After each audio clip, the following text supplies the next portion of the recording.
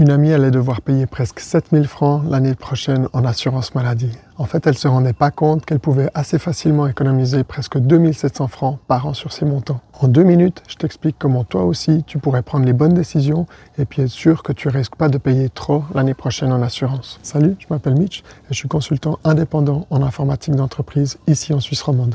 Donc l'autre jour, je discutais avec une amie et puis on parlait des assurances maladie. Elle disait qu'elle ne comprenait rien et puis que ses primes, elles continuaient d'augmenter chaque année alors qu'elle avait presque pas de frais médicaux.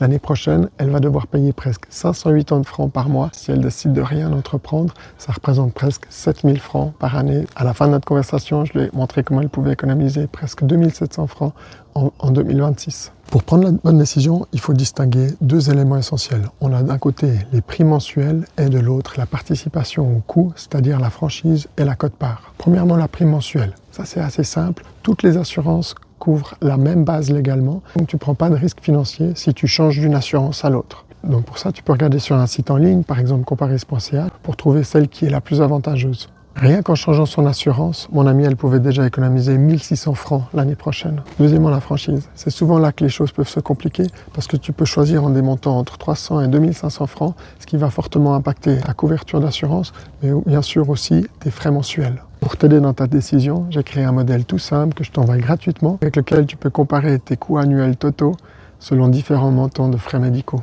Par exemple, en comparant la même assurance avec une franchise de 300 à 2500 francs, on voit que opter pour la franchise la plus élevée peut être intéressant aussi longtemps que les frais médicaux sont inférieurs à 2000 francs. Dans le cas de mon amie, le choix était assez évident. Elle consulte en général une fois son médecin par an et il n'y a pas vraiment d'autres frais médicaux, donc opter pour la franchise la plus élevée était bien plus intéressant. Elle pourra donc en tout économiser presque 2500 francs en changeant d'assurance et en augmentant sa franchise. Si tu souhaites recevoir ce modèle gratuitement, n'hésite pas à m'envoyer un petit message ou à mettre un commentaire en dessous. Dépêche-toi et te reste jusqu'à la fin du mois de novembre pour pouvoir faire le changement de ton assurance pour l'année prochaine. Encore une dernière chose, n'hésite pas à suivre mes prochaines publications. La semaine prochaine, je vais partager un tutoriel qui te permettra à toi aussi de créer ce genre de modèle et par là aussi augmenter tes compétences en informatique d'entreprise. Alors, bonne santé, bonnes économies et à la prochaine.